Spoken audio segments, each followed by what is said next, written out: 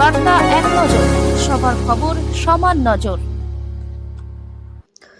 হুগলি জেলার সভাপতি গৌতম চ্যাটার্জির ব্যবস্থাপনায় দলীয় নেতা কর্মীদের নিয়ে সিঙ্গুরে তেলিয়া মোড়ের কাছে একটি বেসরকারি লজে বিধানসভা ভিত্তিক সাংগঠনিক বৈঠক করলেন রাজ্য বিজেপি সভাপতি শ্রমিক ভট্টাচার্য।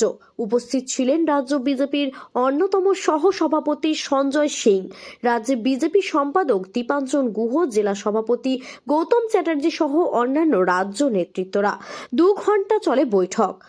সবশেষে জেলা সভাপতি গৌতম চ্যাটার্জি এবং রাজ্য সভাপতি শ্রমিক ভট্টাচার্য কি বলেছেন শুনবো। সিঙ্গুর থেকে রাজেশ কুমারের রিপোর্ট, বার্তা এক নজর। আজকে আমাদের সাংগঠনিক বৈঠক ছিল এবং সারা আমাদের হুগলি সাংগঠনিক জেলার সমস্ত মণ্ডল সভাপতি থেকে শুরু করে যে সমস্ত কার্যকর্তাদের ডাকা হয়েছিল সবাই এই শীতের দিনেও বিভিন্ন প্রান্ত থেকে এসেছে, সকাল 10টার মধ্যে পৌঁছে গেছে। তাদের উৎসাহ, তাদের উদ্দীপনা এবং তাদের দলের প্রতি যে ভালোবাসা, সেটা থেকেই বোঝা যাচ্ছে যে আমরা আগামী যে 26-এর নির্বাচন, সেই 26-এর নির্বাচন আসছে। আর মূলত আমাদের আজকে আমাদের রাজ্য সভাপতি, আমাদের সবার প্রিয় মাননীয় শ্রমিকদা এই বৈঠকে উপস্থিত হয়েছে। বলছি, আজকে বৈঠকে মূলত কি বার্তা দেওয়া হলো?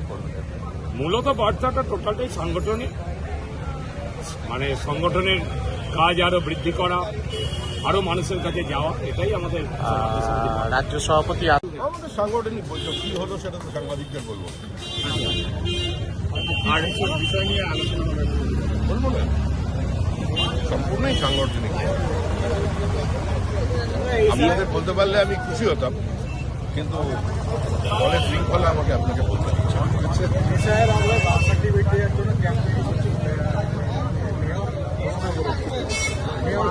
একদিকে মেয়র ক্যাম্প তৈরি করছেন, অন্যদিকে বাবা ভাড়া দিচ্ছেন।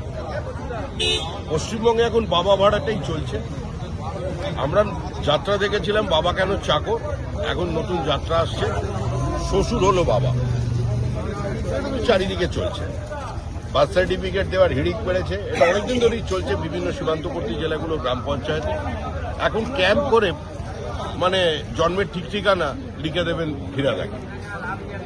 আমরা এতদিন শুনেছিলাম চিত্রগুপ্তের খাতা, বিধাতার খাতা, এসব শোনা যেত। এখন ফিরাদা কিমের খাতা উনি ঠিক করে দেবেন। আর উনি তো আগে বলেছে ততদিন এটা চলবে। বলছি দাদা শান্তনু ঠাকুর যা বলার বলে দিয়েছেন। বলছি দাদা, বৈঠক শুরুর আগেই বেশ কিছু কর্মী বিক্ষোভ দেখালো, অসন্তোষ প্রকাশ করলো, তাদের বসতে দেওয়া হয় না। বসতে দেওয়া হয়নি, এটা হয়, এটা অতি উৎসাহে হয়েছে। সবাই এখানে আসার কথা ছিল না, নির্দিষ্ট কিছু ডাকা হয়েছে, তার বাইরে কিন্তু এসে গেছেন। এখন দীর্ঘদিন আমার সঙ্গে সম্পর্ক। আপনাকে উঠে আসতে হলো, দেখলাম উঠে এসে আপনি তাদের সঙ্গে কথা বলে নিয়ে গেলেন। যারা বসেছিলেন